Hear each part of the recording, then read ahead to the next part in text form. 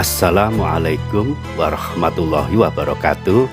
Alhamdulillah, sahabat-sahabatku semua, kita masih bisa berbagi dan bercerita kembali tentang kisah Nabi Adam alaihissalam, di mana Nabi Adam merupakan manusia pertama yang diciptakan oleh Allah SWT, dan bagaimana terjadinya kisah cerita Nabi Adam alaihissalam yang harus keluar dari surga.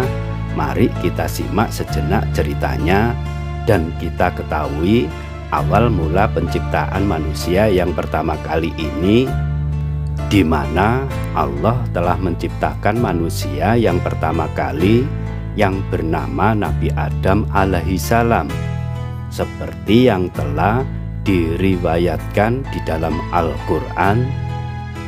Quran surat 1 ayat 71 sampai dengan 72 yang berbunyi, "Ingatlah ketika Tuhanmu berfirman kepada malaikat, sesungguhnya aku akan menciptakan manusia dari tanah. Maka apabila telah kusempurnakan kejadiannya dan kutiupkan kepadanya roh ciptaanku, maka hendaklah kamu tersungkur dengan bersujud kepadanya." Setelah terciptanya manusia yang bernama Nabi Adam tersebut, Allah telah memerintahkan semua makhluknya yang ada di surga untuk bersujud kepada Nabi Adam, dan semuanya mematuhinya, terkecuali ada satu makhluk yang membangkang yang bernama iblis, seperti yang telah diriwayatkan di dalam Al-Quran. Quran surat 1 ayat 74 yang berbunyi, "Kecuali iblis, dia menyombongkan diri dan adalah dia termasuk orang-orang yang kafir." Iblis merasa iri dan marah atas ilmu dan kelebihannya yang Allah berikan kepada Nabi Adam. Iblis juga merasa paling hebat dan memiliki kelebihan-kelebihan, sehingga ia tidak mau menuruti perintah Allah untuk tunduk kepada Nabi Adam, seperti yang telah diriwayatkan di dalam Al-Quran. Quran surat 1 ayat 76 yang berbunyi, "Iblis berkata, aku lebih baik daripadanya, karena engkau ciptakan aku dari api, sedangkan dia engkau ciptakan dari tanah." Muncullah sifat-sifat sombong pada iblis, bahwa mereka merasa lebih mulia daripada Nabi Adam, di mana Nabi Adam yang terbuat dari tanah, sedangkan aku berasal dari api. Dan akibat dari ketidakpatuhannya tersebut, akhirnya iblis diusir oleh Allah dari surga dan dilaknat sampai hari kiamat, seperti yang telah difirmankan di dalam Al-Quran. Quran surat 1 ayat 77 yang berbunyi, Allah berfirman, "Maka keluarlah kamu dari surga, sesungguhnya kamu adalah orang yang terkutuk." Sebagai bentuk pembalasannya, iblis bersumpah dan berjanji akan menjerumuskan dan menyesatkan Nabi Adam dan keturunannya sampai hari kiamat kelak. Setelah iblis yang tidak lagi tinggal di surga, Nabi Adam seorang diri di surga. Dengan kasih sayangnya, Allah SWT lantas menciptakan Siti Hawa sebagai teman hidupnya untuk menemani Nabi Adam di surga. Dan diceritakan dalam buku Kisah Para Nabi oleh Imam Ibnu Katsir, Siti Hawa diciptakan dari salah satu tulang rusuk Nabi Adam yang diambilnya oleh Allah SWT. Terciptalah Siti Hawa. Dengan kehadiran Siti Hawa menjadikan Nabi Adam akan menjalani kehidupan yang lebih indah di surga. Mereka berdua menikmati berbagai kenikmatan yang telah disediakan dan dihalalkan oleh Allah SWT. Namun Allah telah melarangnya. Ada satu larangan yang tidak boleh didekati, apalagi untuk dimakan, yaitu pohon buah kuldi. Dan Allah berpesan seperti yang telah difirmankan di dalam Al-Quran, surat Al-Baqarah ayat 35 yang berbunyi, "Dan kami berfirman, hai Adam, diamilah oleh kamu dan istrimu surga ini, dan makanlah makanan-makanannya yang banyak lagi baik di mana saja yang kamu sukai, dan janganlah kamu dekati pohon ini yang menyebabkan kamu termasuk orang-orang yang lalim." Allah SWT telah mengingatkan kepada Nabi Adam, akan tetapi kecerdikan iblis sesuai janjinya, di mana iblis akan menggoda Nabi Adam dan Siti Hawa agar bisa keluar dari surga seperti pada dirinya. Apa kata iblis? "Wahai Adam, sesungguhnya Allah melarang mendekati dan memakan buah dari pohon itu karena tidak ingin kemuliaanmu menyamai malaikat."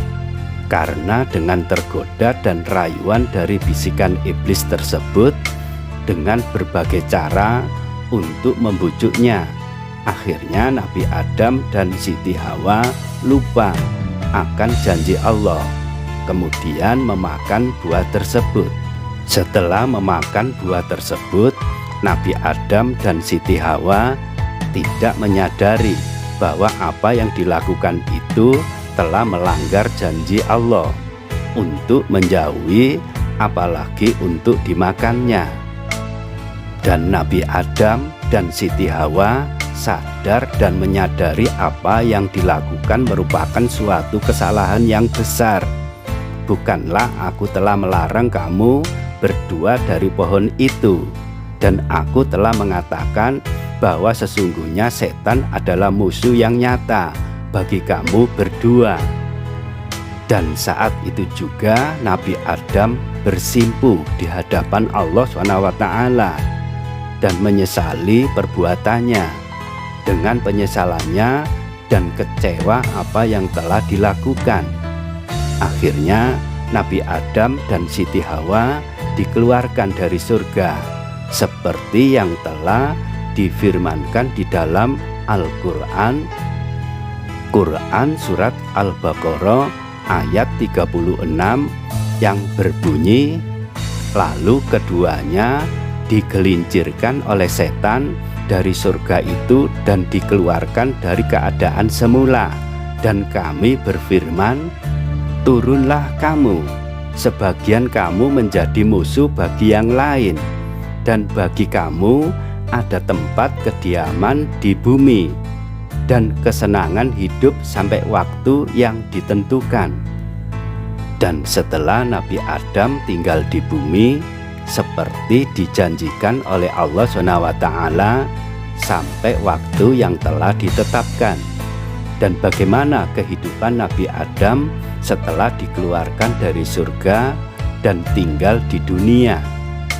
Tentu Nabi Adam alaihissalam tinggal di dunia terpisah dengan Siti Hawa, tinggal di dunia bertahun-tahun lamanya, karena kasih sayangnya Allah SWT terhadap Nabi Adam alaihissalam akhirnya bisa ditemukan kembali dengan Siti Hawa.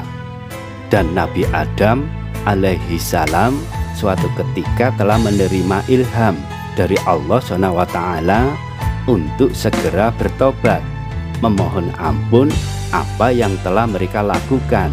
Dan Allah Maha Pengasih lagi Maha Penyayang, serta Allah Maha Pengampun. Setelah itu Nabi Adam memohon ampun dan bertobat dengan tobat yang sebenar-benarnya, seperti yang diabadikan di dalam firman Allah, Quran surat Al-A'raf ayat 23 yang berbunyi, "Keduanya berkata, ya Tuhan kami, kami telah menganiaya diri kami sendiri. Dan jika Engkau tidak mengampuni kami dan memberikan rahmat kepada kami, niscaya pastilah kami termasuk orang-orang yang merugi." Dengan penyesalannya itu, akhirnya Allah telah mengabulkan permohonannya, dan itu semua atas rahmat Allah SWT yang diberikan kepada Nabi Adam alaihi salam. Karena Allah zat yang maha pengasih, zat yang maha penyayang, dan zat maha pengampun, dan Allah mau menerima tobatnya bagi mereka yang telah dikehendaki. Maka janji Allah benar, jika hambanya mau bertobat dengan tobat yang sebenar-benarnya, maka Allah akan mengampuni dari segala dosanya. Dan semoga dari kisah cerita Nabi Adam ini bisa kita jadikan suatu pelajaran yang sangat berharga dalam kehidupan kita. Dan selalu berdoa semoga selalu dijauhkan dari godaan-godaan setan yang terkutuk, yang ingin menjerumuskan pada diri kita.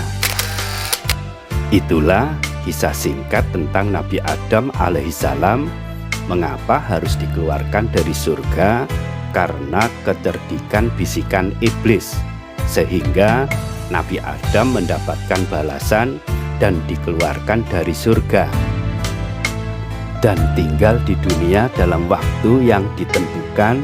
Semoga dengan kisah cerita ini dapat membawa manfaat dan menambah pengetahuan.